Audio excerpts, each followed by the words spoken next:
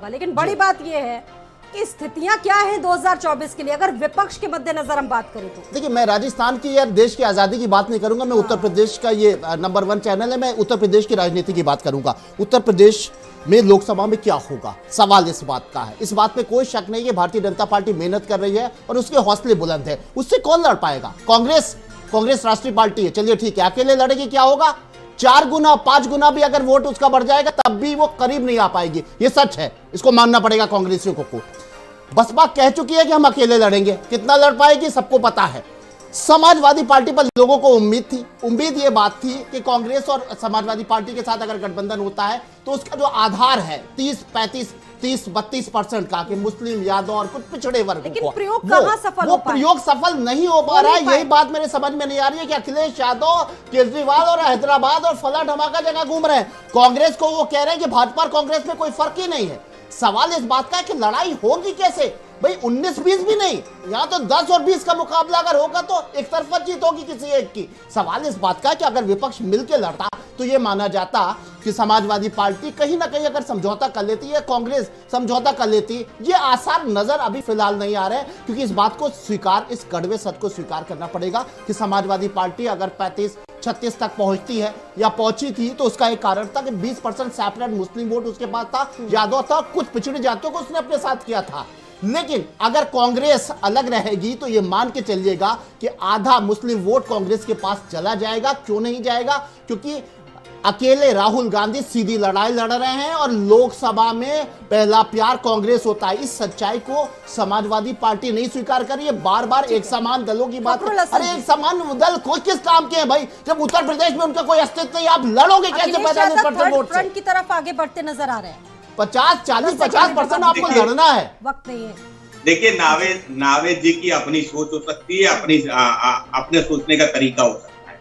हम तो पूछ रहे कि उत्तर प्रदेश में भारतीय जनता पार्टी के साथ 2019 में जो लोग थे उन पे क्यों नहीं चर्चा करते? कहाँ गए वो लोग? उत्तर प्रदेश की बात कर लेते हैं। सुभाष पाल उनके साथ ही आज है, क्या उनके साथ है? हम तो अपने छोड़ पर आयो आज, आप अपनी बात बताइए ना कि आप क्या करने जा रहे हैं? भारतीय जनता पार्टी हम आपका झूठ का पर्दाफाश करने जा रहे हैं। अच्छा, आप सुनिए, आपने जो रोजगार नौजवानों को नहीं दिया उसका झूठ का पर्दाफाश करेंगे। हम महंगाई का पर्दाफाश करेंगे, किसानों की मैं अभी आपकी झूठ को कह रहा था तो आपको तकलीफ होने लगा। मैनिफेस्टो ले लेंगे भाई 403 विधानसभा है तो 450 कैसे जीत जाएंगे? झूठ का मैनिफेस्टो याद दिलाएंगे। अपने झूठ का पर्दाफाश आप अपने कैसे कर पाएंगे?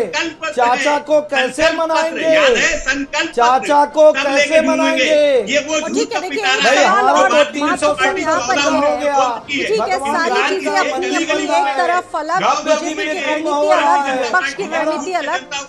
लेकिन राज शर्मा जी, सवाल यही है कि क्या बिना कांग्रेस को साधे, बिना कांग्रेस को साथ लिए विपक्ष की नैया पार हो पाएगी? मैं आपको एक चीज और बता दूं, क्योंकि बहुत हल्के में ले रही है जो हमारी पार्टी का स्टैंड है, बहुत हल्के में ले रही है। हमें कोई हल्के में नहीं ले रहा है। ये वक्त का तकादा है, कोई हल्के में नहीं ले रहा है। ये एक परसेप्शन है कि हल्के में ले रहा है, लेकिन मैं इतना कह सकता हूं आपके चैनल के माध्यम से कि हमारी बीजेपी का 80 का टारगेट है इस बार, आपका क्या टारगेट? कतई पूरा नहीं होगा। हमारा टारगेट है, लेकिन मैं अभी टारगेट नहीं बता सकता। चलिए, आप छुपा कर रखना चाहते हैं, आप बाद में अपनी रणनीति सामने लाएंगे।